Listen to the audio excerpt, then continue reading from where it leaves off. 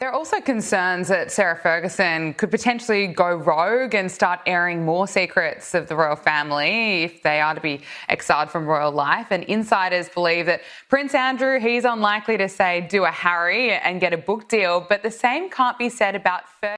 Today we dive into a royal situation far more intense than anything revealed in recent weeks.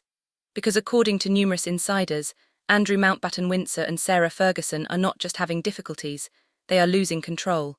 And for the first time, members of the royal family have quietly intervened behind the scenes. This is no longer the calculated resistance we witnessed months ago. This is not the smug assurance Andrew once attempted to display. What we're hearing now is fear, strain, and conduct that royal analysts are calling alarming. According to internal sources, the atmosphere inside Royal Lodge has shifted completely. The tension is heavy.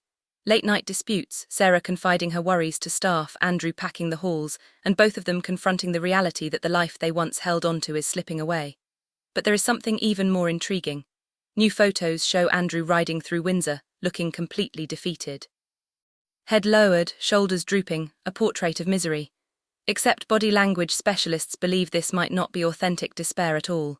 Terms of the lease say that as long as Prince Andrew maintains the upkeep of the property and the repairs and the renovations, then he is within the terms of the lease, and therefore it is very difficult to remove him or for him to move. They believe Andrew has shifted strategy, that this sudden despair might be an act crafted to sway one person, King Charles. The first major disclosure comes from longtime royal correspondent Robert Jobson, a journalist who has tracked the family for decades. When asked whether Andrew and Sarah are handling the latest situation well, Jobson responded plainly, "Not very well, I don't think." And he didn't stop there. He says members of the royal family have grown uneasy about the pair's emotional stability. Let that sink in. The same family who took away Andrew's titles, removed his position and ordered him out of Royal Lodge are now monitoring how poorly he and Sarah are holding up. But make no mistake, this is not compassion. This is precaution. Because when a couple who have weathered decades of scandal begin showing signs of emotional collapse, the palace pays attention. And not to help them but to manage the damage. The monarchy will not step in out of warmth. It would step in for protection. Protection of the institution, protection of the crown, and protection from any further humiliation. It is always astronomical to me that anyone cares about Fergie, that of course being the former princess of Who Cares, from 30 years ago. But they are lining up to talk to her because she may have something to say about the former Prince Andrew. Inside Royal Lodge, the atmosphere is strained. A source told The Sun that Andrew and Sarah have been overheard having very intense discussions about what their future might look like. Could new information be on the verge of coming out? We're hearing that Sarah is panicking, not in a stable state, and extremely on edge. Reportedly, she has been relying heavily on the few remaining staff members who still support her, spending late nights drinking with them and unloading her worries. This paints the picture of someone who feels overwhelmed and is desperately trying to hold on to whatever stability she has left. And remember, Sarah has suffered major losses of her own. Charities have distanced themselves from her, her Duchess of York title is gone, and her public image has taken yet another hit, this time not only because of her past controversies but also because of Andrew. Now we turn to the photographs that have triggered a surge of speculation. New deal is being sold as a royal trade-off of sorts after weeks of mounting speculation and criticism over whether Prince Andrew would be evicted from Royal Lodge. It seems he's ultimately found a way out, but on his terms. Andrew was spotted once again riding through the icy Windsor estate, appearing completely shattered, head lowered, shoulders drooping, eyes fixed on the ground. A man stripped of titles, stripped of status, now facing eviction. To some viewers, it might look like a rare moment of humility. But body language specialist Judy James finds the entire display questionable. She describes it as staged, intentional, a strategic effort to present himself as a man in distress. She explains that Andrew's posture is highly unusual for someone who has spent his entire life riding. Skilled riders naturally sit upright, it's instinctive, almost automatic. The slouched position he shows is anything but natural, which leads to a bigger question. Was this a spontaneous moment or a carefully orchestrated one? Judy James also points out that the photos themselves appear unusually crisp. The background is blurred. The framing is almost too perfect. Prince Andrew is being stripped of his prince title. But why now? Buckingham Palace said the king has today initiated a formal process, and his younger brother will now be known as Andrew Mountbatten-Windsor. He gave up his other titles earlier this month. These are not chaotic paparazzi snapshots. They look almost intentionally composed. So what does that suggest? If Andrew is putting on a show, the motive becomes obvious. He wants sympathy, a softened public reaction, and possibly to convince King Charles that he is too emotionally fragile to be pushed any further. Another detail that has surfaced paints an even darker image. Andrew has reportedly been seen wandering around Royal Lodge, talking to himself, completely alone.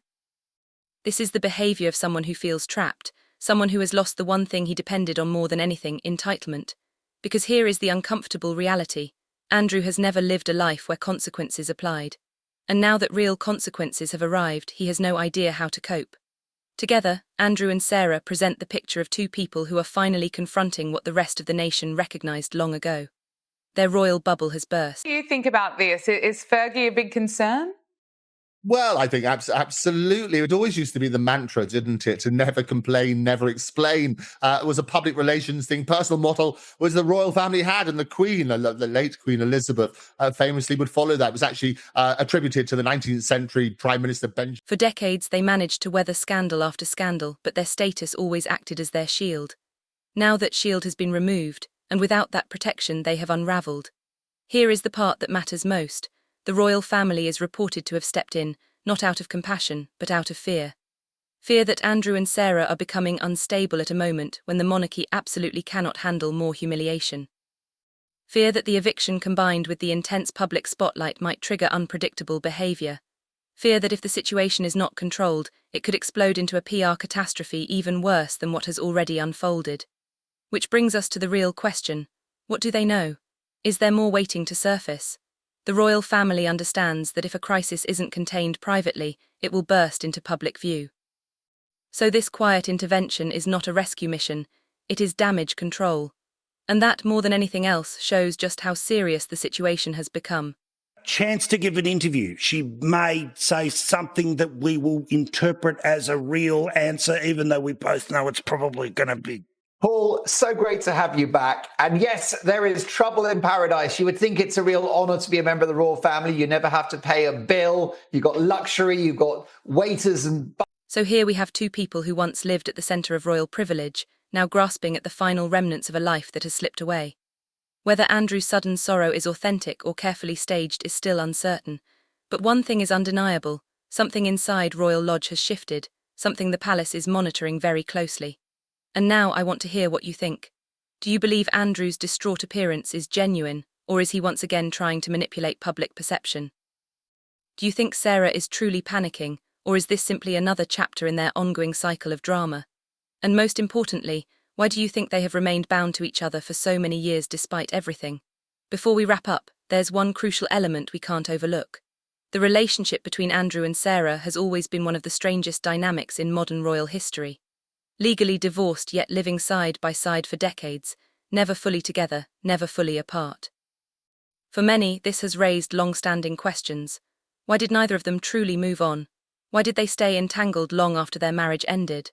A theory often whispered among royal insiders is that their connection has less to do with love and more to do with shared history.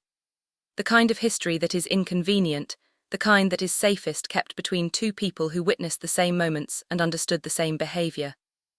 In other words, they may stay close because each knows exactly what the other knows. And in a family where reputation is everything, that kind of knowledge can tie people together more tightly than anything else. Which is why this latest unravelling is so significant.